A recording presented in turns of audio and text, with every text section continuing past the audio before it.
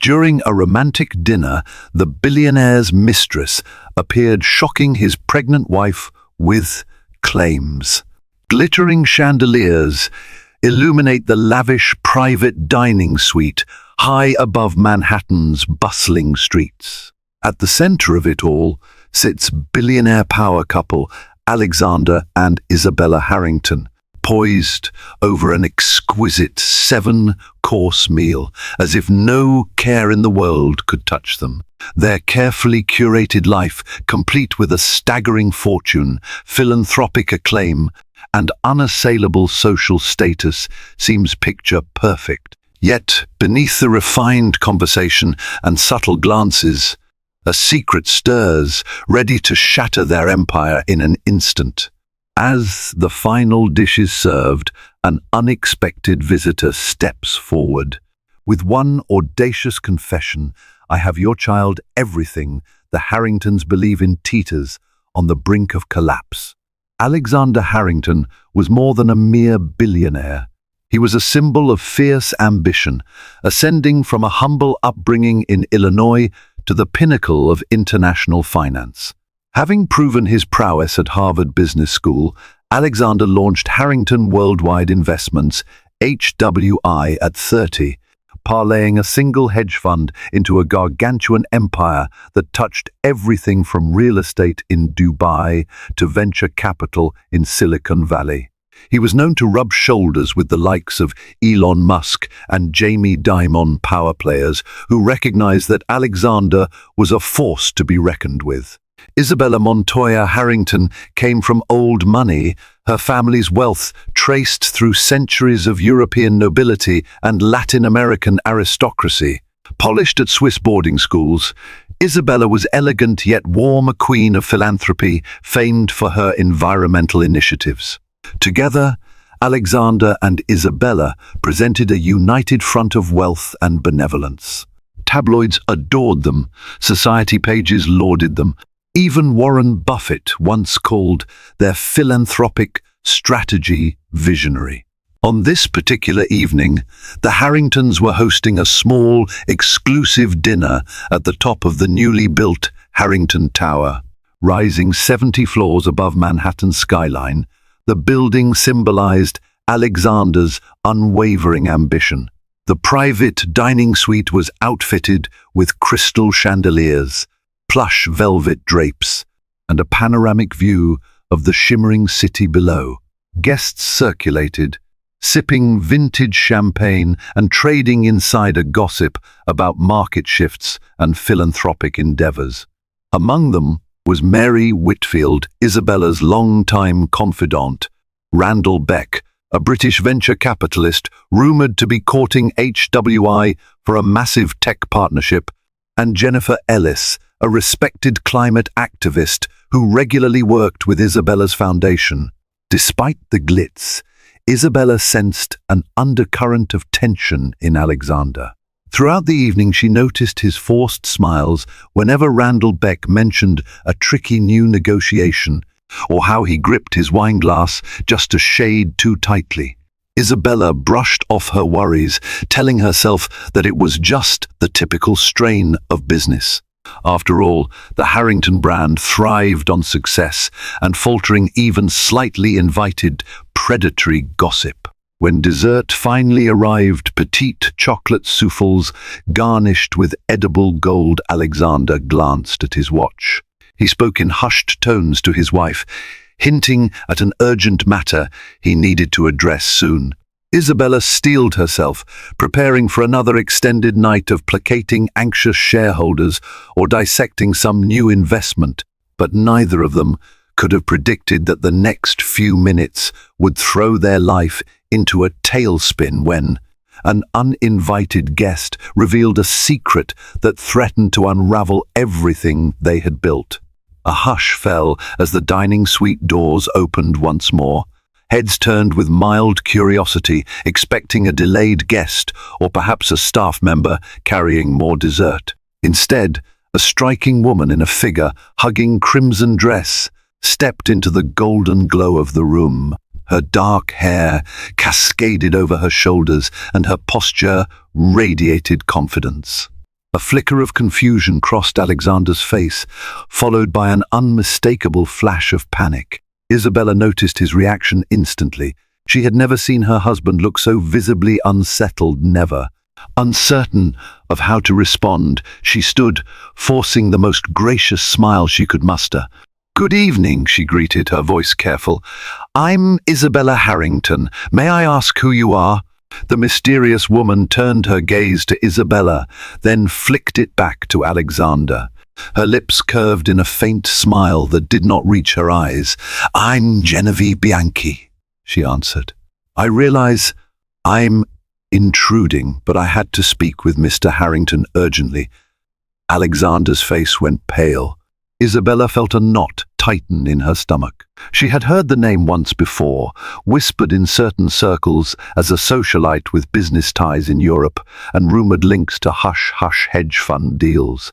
But never had Genevieve entered their world so directly. The question seethed in Isabella's mind. What could she want with Alexander?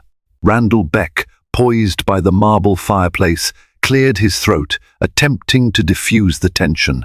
"Shall I summon security, Isabella?" he asked quietly. Isabella hesitated, glancing at Alexander. He seemed too stunned to speak.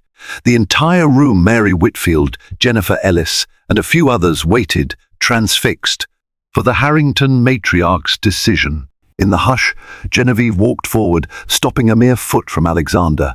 She held her head high, ignoring the stares from all corners. "No," Isabella replied at last. "I'd like to hear what Miss Bianchi has to say." She attempted a facade of calm, but her pulse thudded so loudly she could barely think. Genevieve exhaled and turned to face the guests, scanning them as if deciding how much truth to reveal. "I apologize for barging in," she began, her accent laced with hints of French. "But this matter is delicate."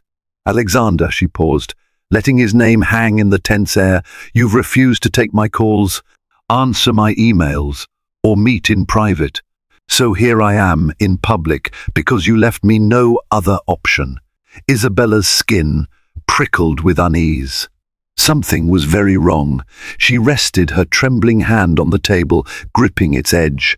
Alexander finally regained enough composure to speak. "Genevieve, this is not the time or place."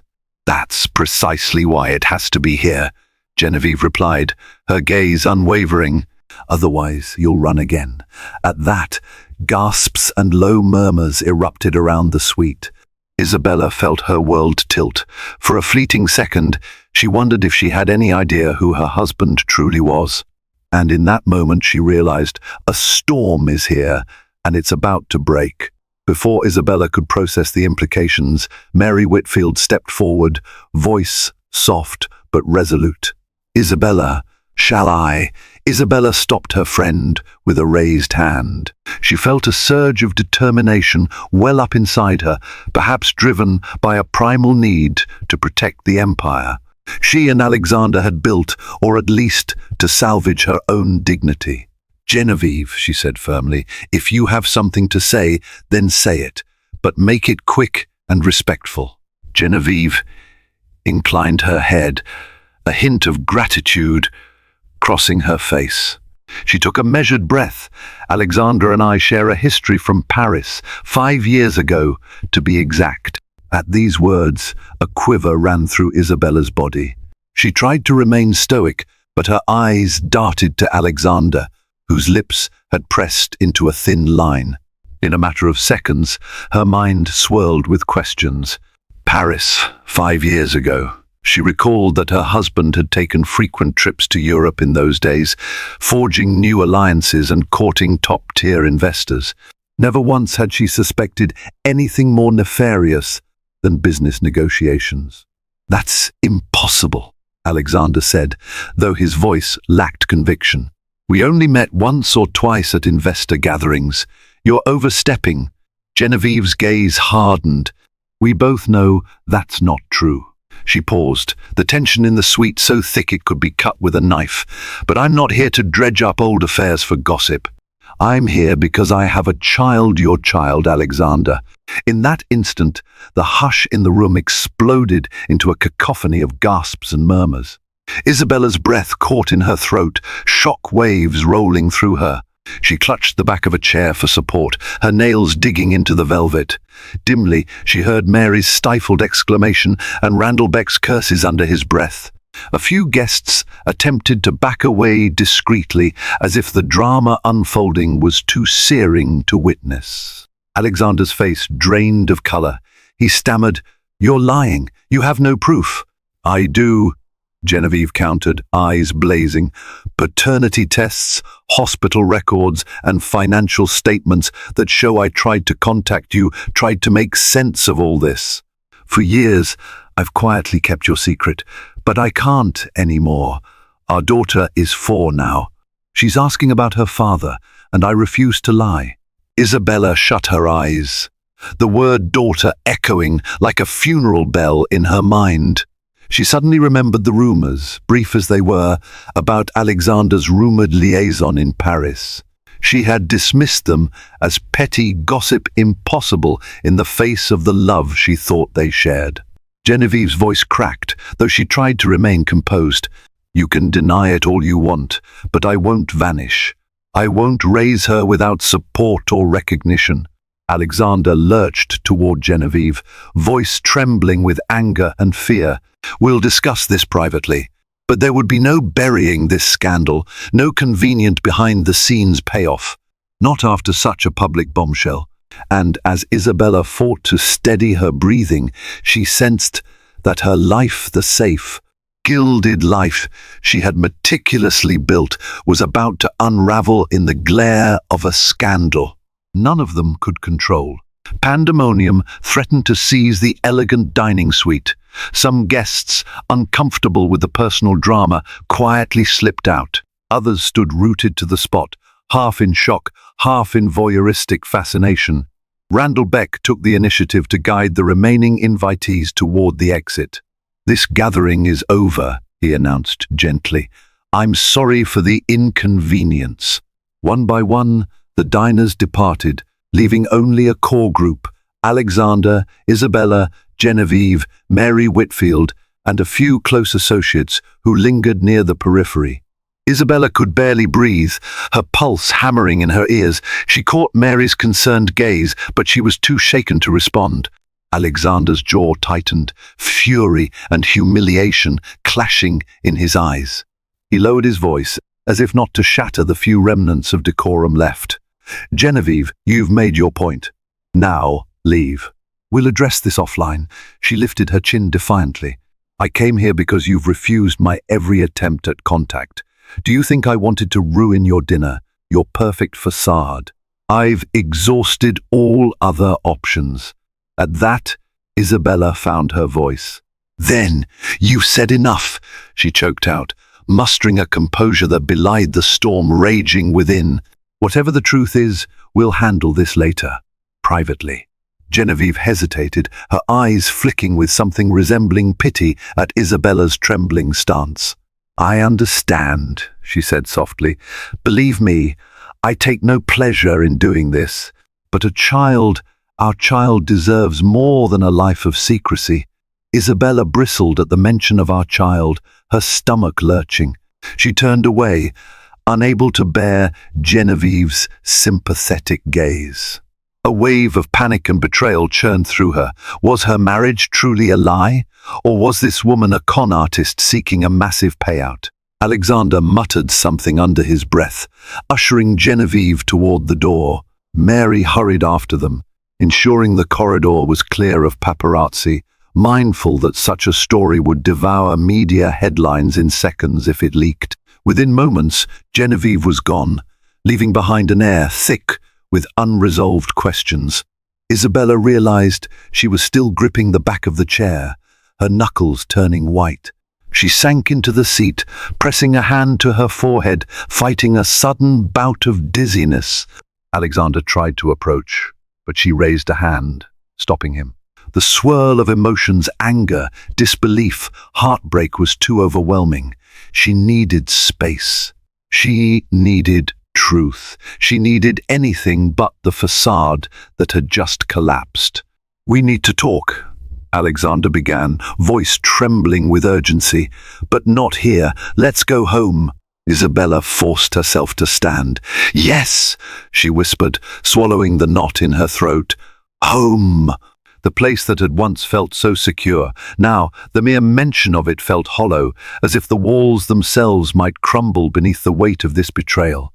And as she turned her back on the glittering suite, the question still burned in her mind. How did it come to this? Night enveloped the Harrington penthouse in Midtown Manhattan.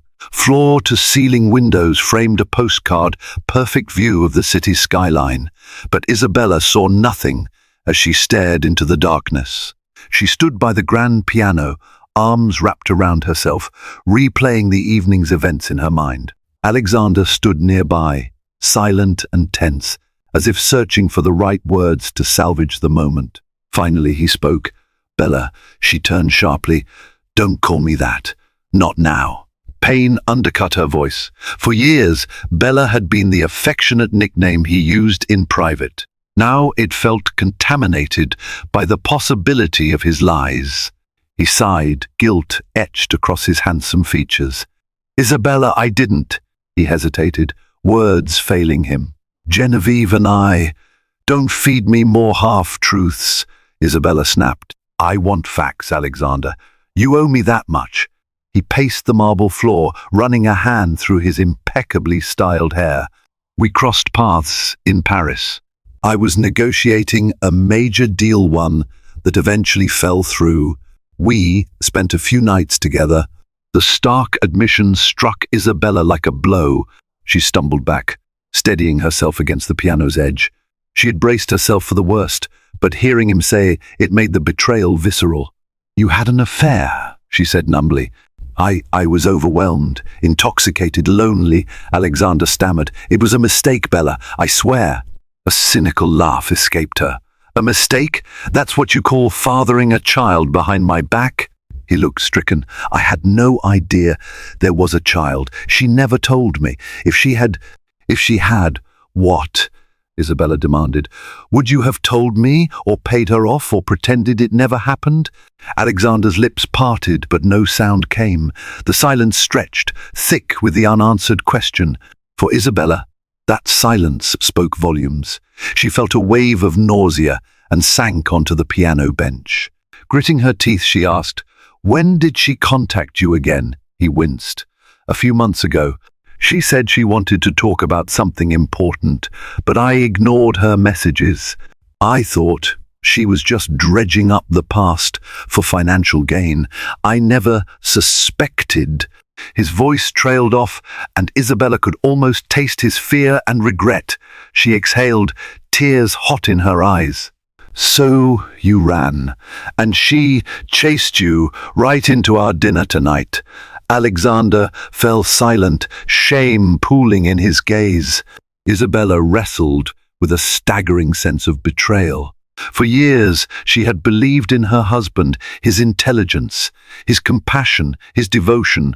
Now she felt like a spectator in her own life, watching the empire of trust collapse. At last she stood and turned away, arms crossing protectively over her chest. "I need time," she said, voice trembling. "And I need distance." "Isabella, please," Alexander pleaded, stepping closer. "Let's talk more." She looked over her shoulder, eyes red with tears. "If anything you've said so far is true, then the only thing that matters now is whether you plan to be a father to that child. But don't expect me to stand by your side until I decide if there's anything left of our marriage to save." With that, she moved toward the master bedroom, leaving Alexander alone in the hush of the penthouse. The city sparkled outside, indifferent to the crumbling world within these luxurious walls. Morning dawned grey and heavy, reflecting Isabella's mood. She had barely slept, her mind a hamster wheel of questions and accusations. Lying in bed for hours, she recalled every time Alexander had traveled without her, every suspicious phone call or text message.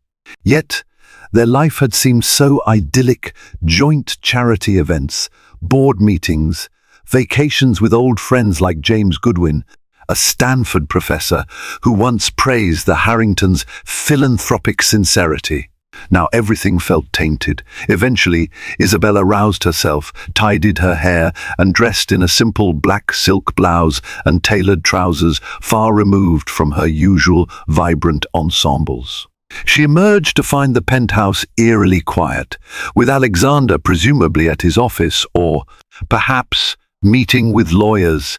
She wanted neither to see him nor speak to him yet. Not 15 minutes later, her phone buzzed. It was Mary Whitfield. Isabella let the call go to voicemail initially, but Mary tried again. Reluctantly, Isabella answered. "Isabella, the first so sorry," Mary said, her voice thick with concern. "I just got word that the tabloids are sniffing around about what happened last night. Some staff at Harrington Tower must have seen Genevieve enter or overheard the argument. They're calling me for a quote." A cold dread settled in Isabella's stomach. She had spent years cultivating an impeccable public image, not because she was superficial, but because she knew how precarious the philanthropic world could be. One scandal, especially one involving extramarital affairs, could overshadow all her legitimate work. "What do they know?" Isabella asked, her voice taut. "They know that a woman confronted Alexander at dinner, claiming he fathered her child. Nothing confirmed, but enough to stir the rumor mill. They're hounding me for details, TMZ, the Daily Mirror, a couple of finance gossip blogs." Isabella gripped the phone. "Damn it." Mary hesitated. "What do you want me to say?" 1,000 impulses crossed Isabella's mind, from outright denial to a carefully worded statement. But the truth was no longer something she could bury. She recalled Genevieve's unwavering stare, her reference to hospital records, paternity tests. If Isabella lied and the facts came out later, the scandal would be bigger. "Tell them we have no comment," Isabella said, suppressing a waver in her voice. "I need time to figure out how to handle this." Mary agreed, promising to keep Isabella informed. Once the call ended, Isabella felt the weight of impending crisis pressing on her. The media would pounce, dissecting her marriage, labeling her a blind socialite or a betrayed wife, or any sensational angle they could conjure. In a rare moment of raw vulnerability, Isabella pressed her hands against her temples, fighting an oncoming migraine. She had spent her adult life building philanthropic networks, bridging alliances with environmental and humanitarian groups. In a world obsessed with sensationalism, she worried that everything she worked for would boil down to a single, salacious headline: "Billionaire's mistress demands recognition for love child." The thought of it made her stomach churn. She felt alone in a house that was once a home, haunted by the distant echo of Alexander's betrayal. And with each passing second, she knew the world was inching closer to discovering her private nightmare. At noon, Isabella forced herself into action, calling her public relations consultant, Evelyn Townsend. Crisp and professional, Evelyn had orchestrated many philanthropic campaigns for the Harrington Foundation. This, however, was a different beast entirely. "I'm aware of the rumors," Evelyn said, the moment she picked up. "We have about 24 hours before this becomes front-page news, if that. We can't simply ignore it." Isabella rubbed her aching temples. "I'm not about to issue a full-blown denial if there's any chance Genevieve has evidence. My husband, she faltered, uncertain how much to reveal. Evelyn, ever discreet, offered a gentle push. "Do you have reason to believe Genevieve's claim is valid?" A lump formed in Isabella's throat. "Yes," she admitted softly. "He confessed to an affair. And he isn't sure about the child, but it's very possible." Evelyn inhaled, no doubt recalculating her PR strategy. "Then we need to be measured and honest. If we lie now and the paternity test proves positive, we'll look worse." My recommendation is a brief statement acknowledging the gravity of the situation, requesting privacy, and emphasizing your philanthropic commitments remain unchanged. Isabella considered it. I suppose that's best. She heard Evelyn typing quickly on her end. I'll draft something and email it to you for approval. But Isabella, be prepared. This will spark a wave of media scrutiny. They'll dig into your marriage, your finances, everything. I know, Isabella said, her voice resigned. After the call, she checked her phone for messages from Alexander. Nothing. A flicker of irritation mingled with relief. Part of her wanted him to beg for forgiveness, to show some desperate sign of remorse. Another part dreaded speaking to him at all, uncertain she could trust a single word. Desperate for clarity, she rang Mary again. Mary answered immediately. "Isabella, how are you holding up?" "Barely," Isabella confessed. "I'm drafting a statement with Evelyn. I'll need your help controlling the narrative." Mary's tone was resolute. "You know I'll do everything in my power. But Isabella, please, think about yourself too. Don't just protect Alexander's reputation." Isabella closed her eyes. She recognized Mary's concern, but old habits died hard. She had always stood by Alexander's side, especially in crises. Yet now she felt torn between loyalty and self-preservation. "I'll keep that in mind," Isabella murmured. "I might need some space from him, Mary. But the foundation, our events, everything, I can't let it fall apart." "You won't," Mary reassured. "We'll handle the press. We'll handle the board. Just focus on what you need, and if you need to disappear for a while, I'll cover for you. Disappear." The idea held a strange allure, but Isabella knew she couldn't run. Not from the paparazzi, and not from the truth that a small child, possibly Alexander's daughter, was out there, entangled in this fiasco. Time was running short. Tomorrow's headlines loomed, and the next move Isabella made would define not just her own future, but the legacy she and Alexander had painstakingly crafted. She prayed she could find a way to salvage her life without losing herself in the process. That afternoon, Isabella received an unexpected call from an unknown number. She almost let it go to voicemail, but a gut feeling made her swipe to accept. "Hello?" Genevieve's voice resonated on the other end, tentative yet unyielding. "Isabella, I hope you don't mind me calling. I got your number from a mutual acquaintance in Paris." Isabella's grip tightened on the phone. "Why would I want to speak to you now?" "I understand your anger," Genevieve said quietly, "but I wanted to apologize for the way everything came to light. I never intended to humiliate you." A bitter laugh escaped Isabella. "Never intended. You ambushed us in front of important guests, in the most public manner possible." Silence lingered. "I tried private means for weeks. Alexander refused to see me, as he refused to see me 4 years ago. I had no other way to get through." Isabella's breath caught at the mention of 4 years ago. "So, you've been alone in this? With the child?" "Yes," Genevieve replied, voice trembling slightly.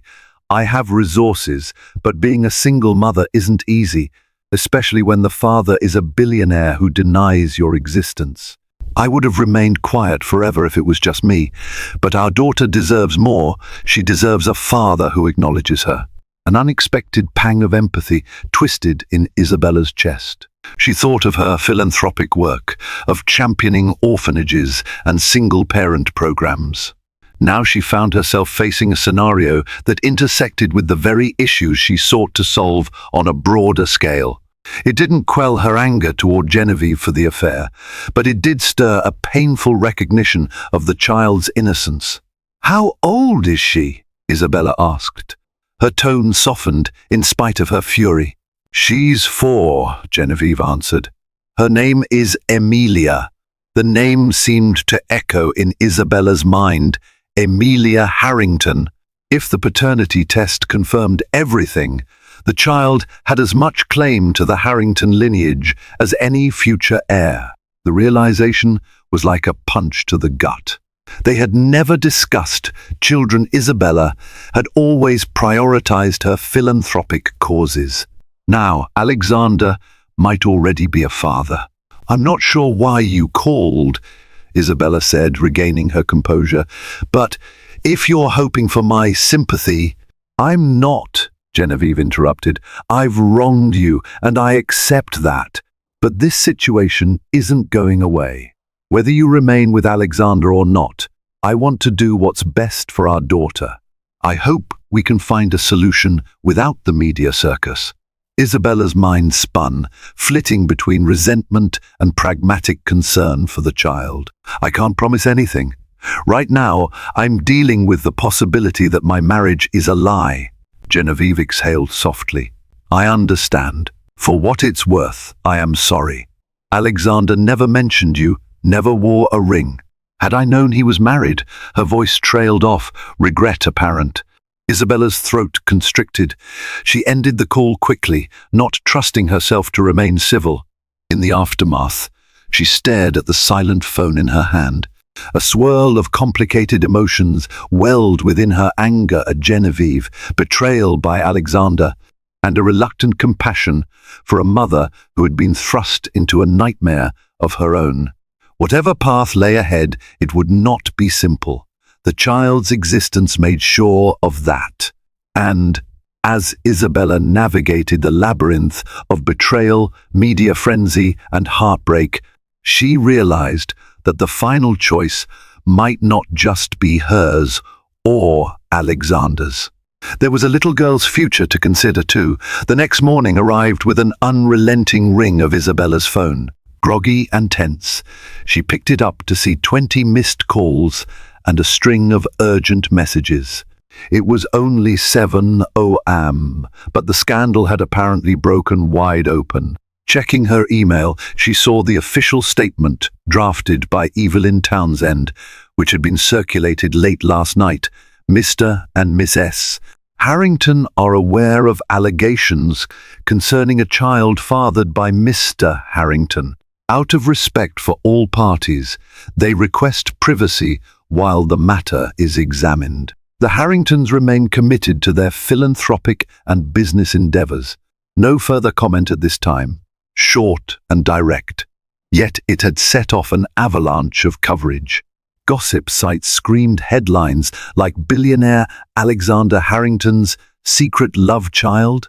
Financial papers took a more measured tone, exploring how the scandal might affect HWI's stock performance or philanthropic partnerships.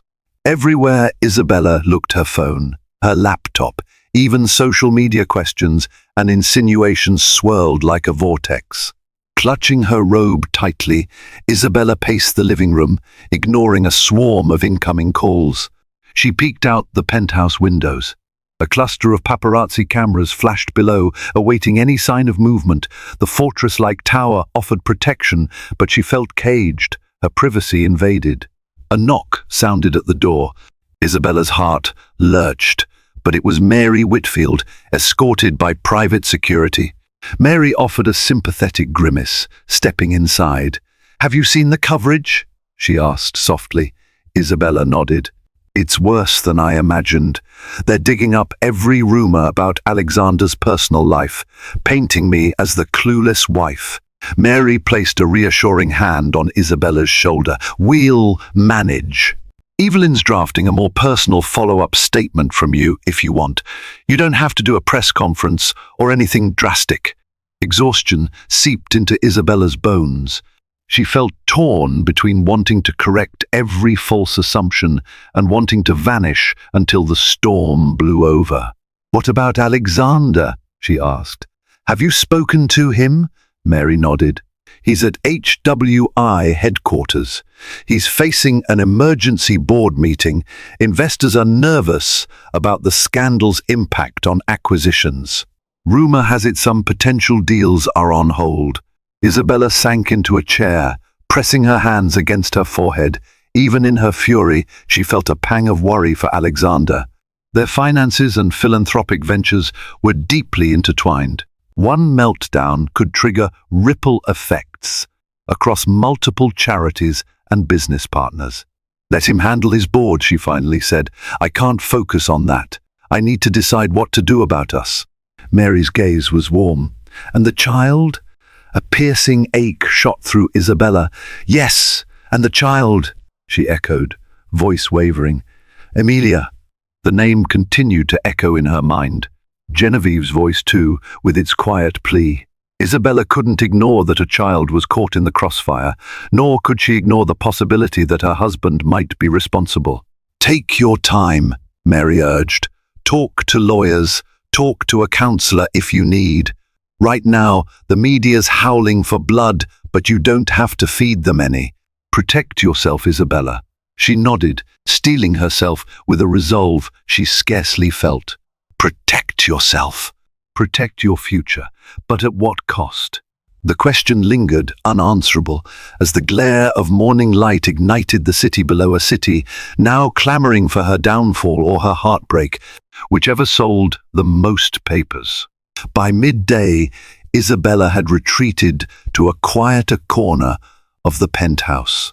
She curled up on a chaise lounge, an array of documents spread before her, some from her PR team, others from the Foundation's legal counsel, and a few from the top divorce lawyers in Manhattan. Just seeing the word divorce typed in crisp black letters made her stomach twist.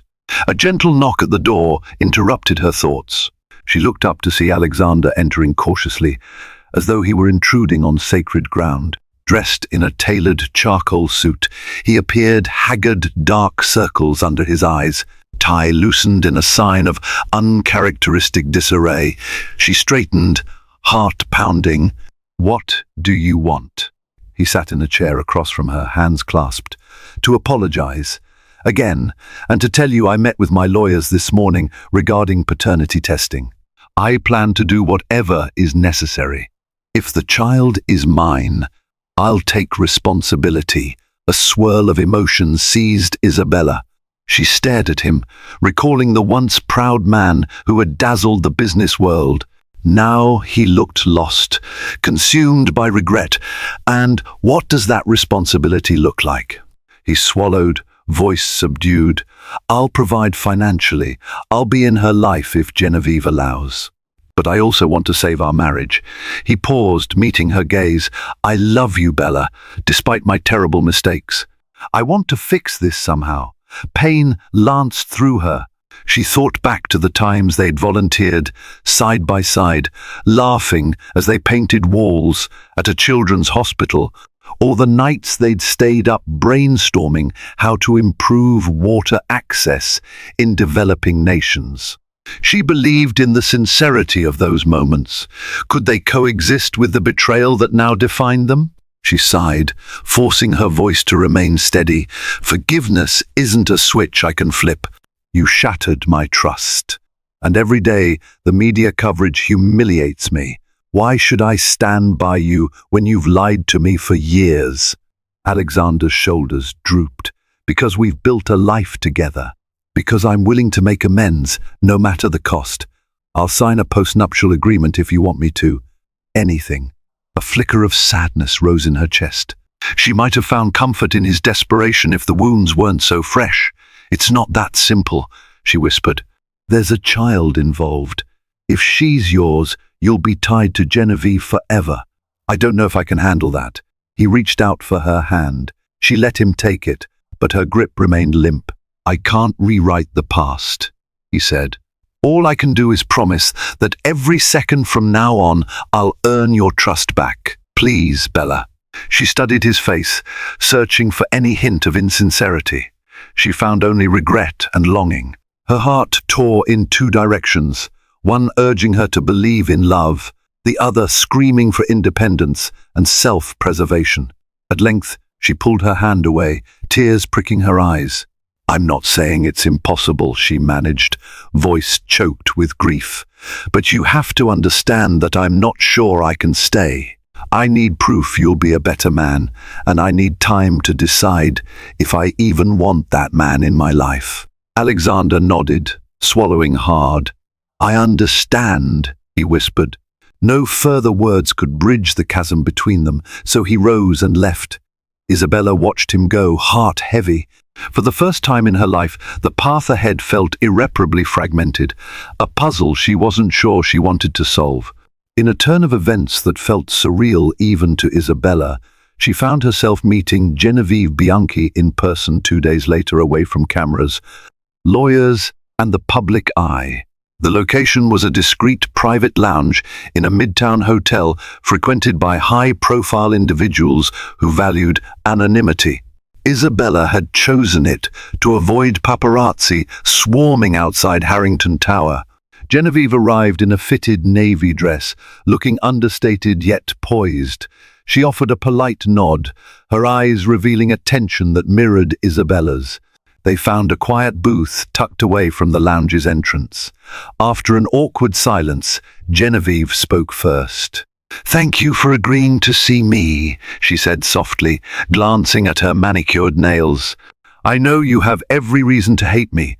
Isabella folded her hands on the table, the swirl of the lounge's ambient music humming in the background.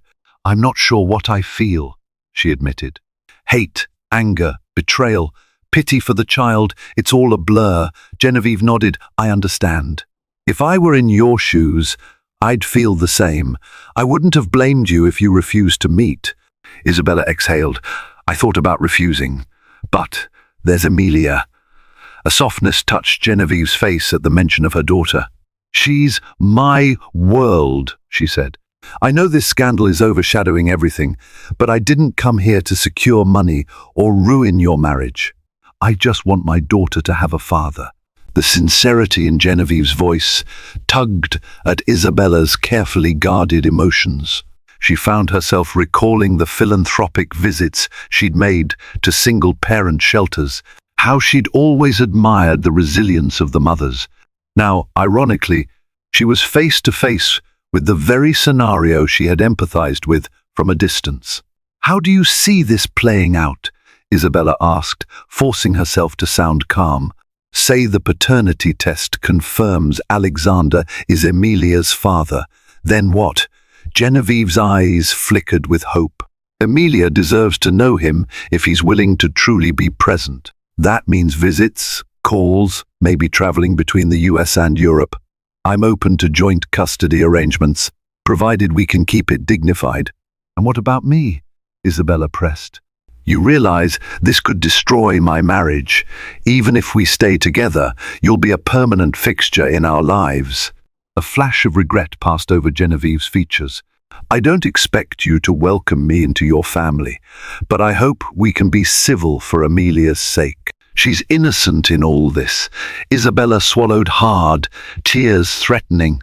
She loathed the idea of forging any bond with the woman who had slept with her husband. But the alternative, cutting out a child from her father, felt equally wrong.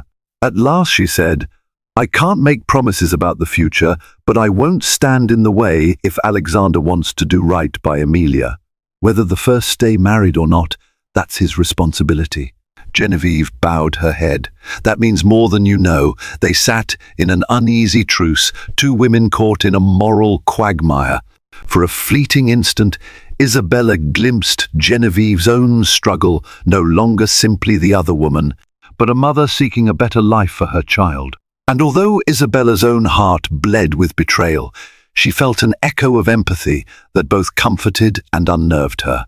If they were to navigate this impossible situation with grace, perhaps they would need each other more than they cared to admit. 2 weeks later, the day Isabella both dreaded and anticipated arrived: paternity test results. The legal team had arranged for a reputable DNA clinic, ensuring no leaks. Isabella waited at the penthouse, pacing by the windows with her phone in hand. Outside, the city sparkled in early evening light, a stark contrast to the turmoil roiling inside her.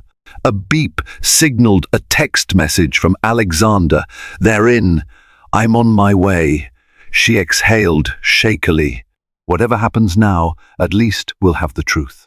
She thought about how drastically her life had changed in a matter of weeks. Philanthropic luncheons overshadowed by scandal, board meetings, replaced with hush-hush consultations about custody and reputational damage. Less than half an hour later, Alexander walked in, an envelope in his hand. His eyes were grave, and the tension between them felt like a physical barrier. She invited him into the living room, noting how he fiddled with the envelope's seal. He spoke first, voice taut. "The test is conclusive. Emilia is my daughter." The finality of his words brought Isabella to a standstill. Her pulse thundered in her ears. Even though she had braced for this, part of her still clung to a shred of denial. Now that denial dissolved, leaving behind raw certainty. "So it's true," she murmured, sinking into the sofa. "Everything Genevieve said." He nodded, standing awkwardly by the coffee table. "I'm so sorry," he managed. "I truly didn't know until now." Isabella didn't speak for several moments, letting the confession settle in. Strangely, there was relief in having a clear answer, no more false hopes or illusions, that the scandal was a mere fabrication. "What do you plan to do?" Alexander swallowed. "I plan to be her father. Whether that means shared custody or something else, I won't abandon her. I've already spoken to Genevieve. She's willing to negotiate terms." Her eyes flickered with a rush of conflicting emotions, resentment, sorrow, grudging respect. "So you'll be part of Emilia's life?" A quiet nod. Yes, she willed herself not to cry. The child was innocent. That much she recognized. It was Alexander's betrayal that cut her to the core. Yet as she studied him, she recalled the man she fell in love with, the man whose philanthropic zeal matched her own. Was that man beyond redemption? "I've asked my lawyer for paperwork on a trial separation," she said evenly, ignoring the tremor in her voice. "I can't make decisions about divorce yet, but I can't live with you. Not now." Alexander's face fell, tears pooling in his eyes. "I understand. I won't contest it. I'll give you whatever space you need," she nodded, heart heavier than ever. "I hope, for Emilia's sake, that you become the father she deserves." Her gaze flicked to the swirling lights of the city. "As for us, I'm not sure if we have a future together." Silence hung like a funeral shroud. Ultimately, the truth had come unforgiving, relentless. And with it, a chasm opened between them that might never fully close. All Isabella could do was clutch her pride, her heartbreak, and the sliver of hope that, in the end, she could still shape her own destiny beyond this betrayal. In the following weeks, Isabella embarked on a path of self-discovery laced with grief. She moved out of the penthouse into a small but upscale apartment on the Upper East Side.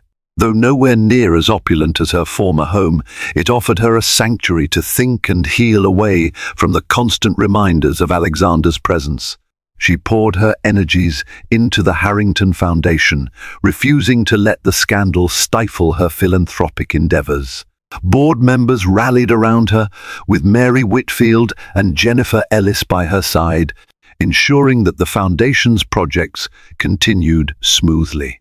Though the media had a field day at first spreading photos of Isabella's solo appearances at events, public curiosity gradually waned. A new scandal involving a tech mogul took center stage, and Isabella found pockets of respite from the spotlight. Alexander, for his part, alternated between earnest attempts to see her and respectful distance when she asked for it. He sent heartfelt letters, texts, and voice messages, each time reiterating his remorse. Occasionally, she allowed him a meeting, particularly to discuss philanthropic matters requiring both their signatures. Always the air between them bristled with unresolved tension. He also began forging a relationship with Emilia. Genevieve stayed in a rented apartment in Manhattan temporarily, letting father and daughter spend time together. Rumors of a potential custody arrangement trickled through social circles, though exact details remained private. And to Isabella's reluctant admiration, Alexander committed to meeting Emilia at least 3 afternoons a week, taking her to children's museums or reading to her at a quiet cafe.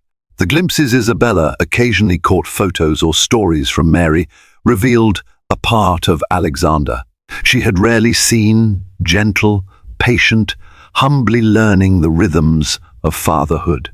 One crisp autumn evening, Mary visited Isabella's new apartment, bringing takeout from their favorite Thai place. They ate in the modest living room, surrounded by half-unpacked boxes. The conversation turned to Alexander. "How do you feel about him now?" Mary asked gently, swirling noodles around her fork. Isabella stared at the steam rising from her bowl. "Conflicted," she admitted. "He's trying so hard. Part of me hates him for the pain he caused, but another part sees genuine change. He's no longer that smug, unstoppable billionaire. He's vulnerable, willing to be accountable." Mary nodded. "Do you think you'll file for divorce?"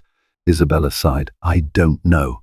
Legally, I'm free to do so, but a piece of me wonders if there's still a chance to rebuild. I see the father he's becoming for Emilia.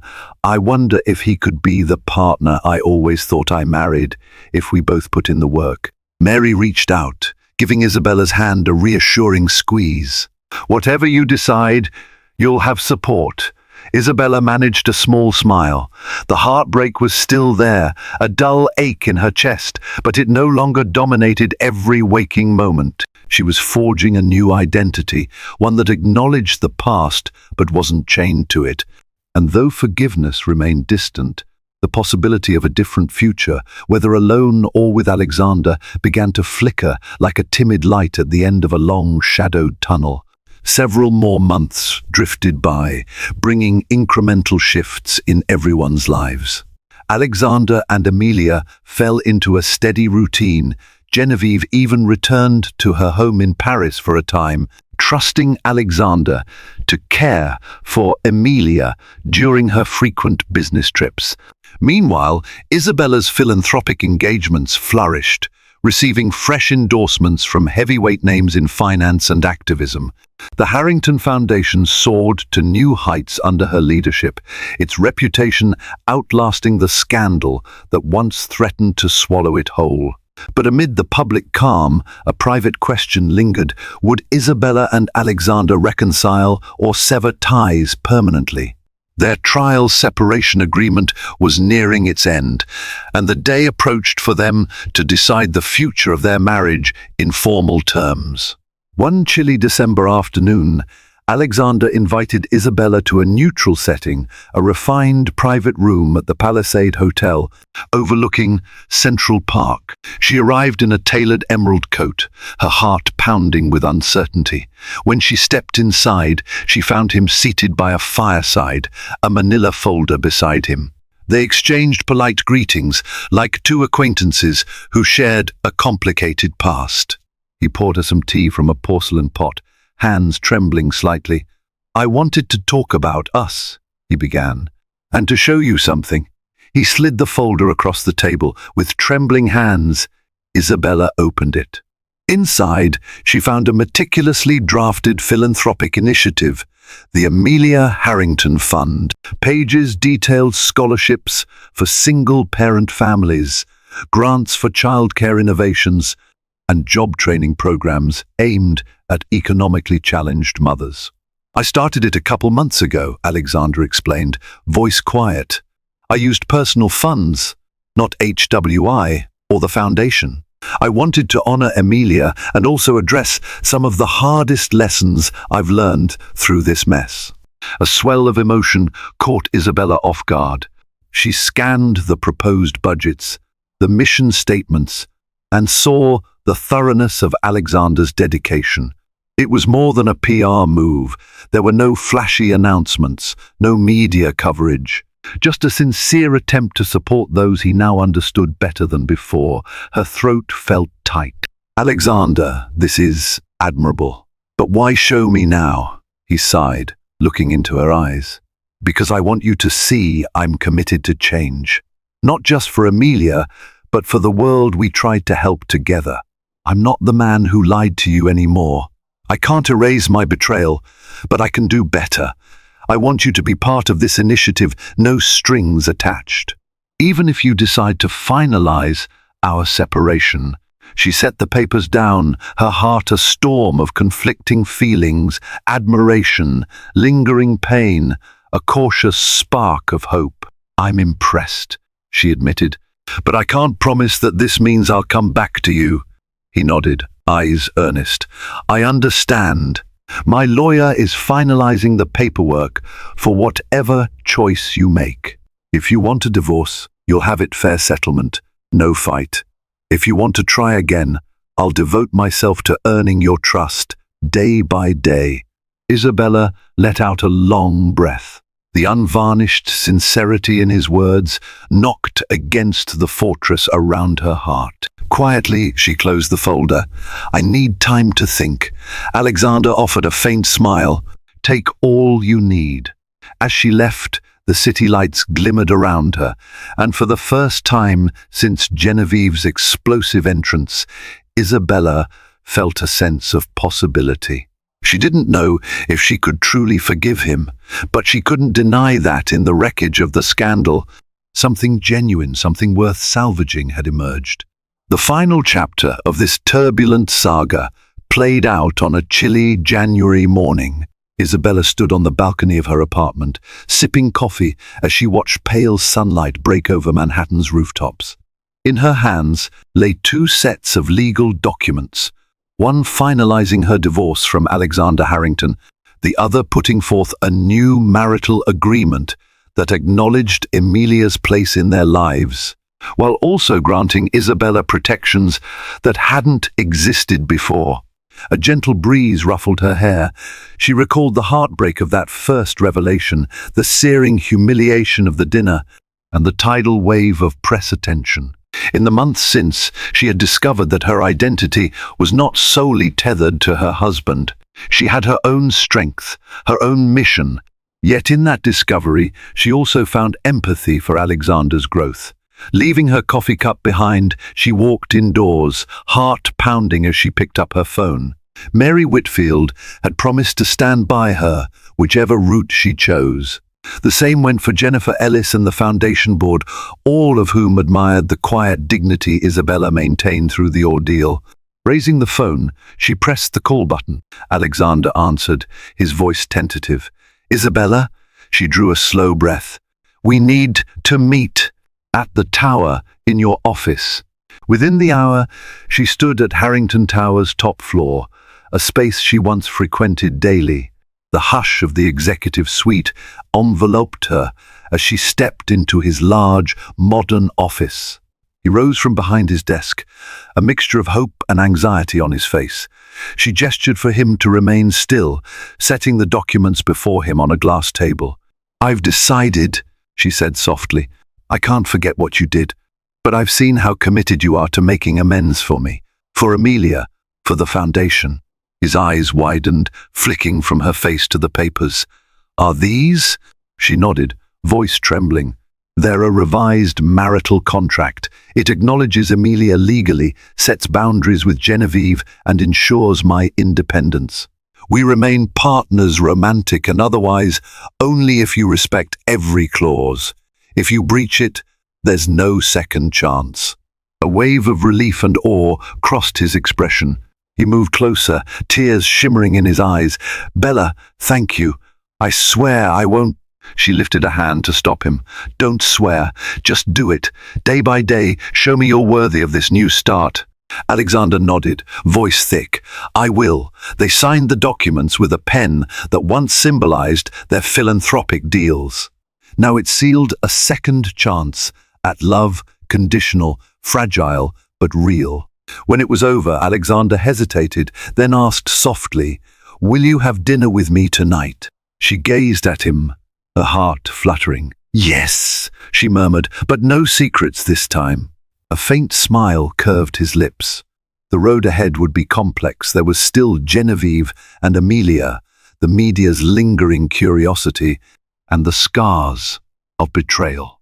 Yet, as Isabella stepped away from the desk, A sense of tentative hope enveloped her. They would move forward, not as the perfect golden couple the world once adored, but as flawed individuals striving to build something genuine from the rubble. Sometimes the hardest truths pave the way for the most meaningful transformations. Thank you for immersing yourself in this riveting tale where high society's glitz collided with the raw devastation of infidelity. From the dizzying heights of Harrington Tower to the intimate corners of a city that never sleeps, we followed Isabella and Alexander's tumultuous path, haunted by secrets, threatened by scandal, yet still capable of redemption. We witnessed a shocking revelation derail a picture-perfect marriage, only to illuminate the power of honesty, empathy, and second chances. Through heartbreak and healing, each character found the strength to move forward on a road neither simple nor certain, but filled with possibilities. If you were captivated by every dramatic twist, please like, share, and subscribe to this channel. Your support ensures more storytelling that brims with intense emotion, universal dilemmas, and unforgettable journeys. Keep following us for tales that remind us how the greatest tests can spark the most profound transformations. Thanks for watching. Your engagement keeps these stories alive,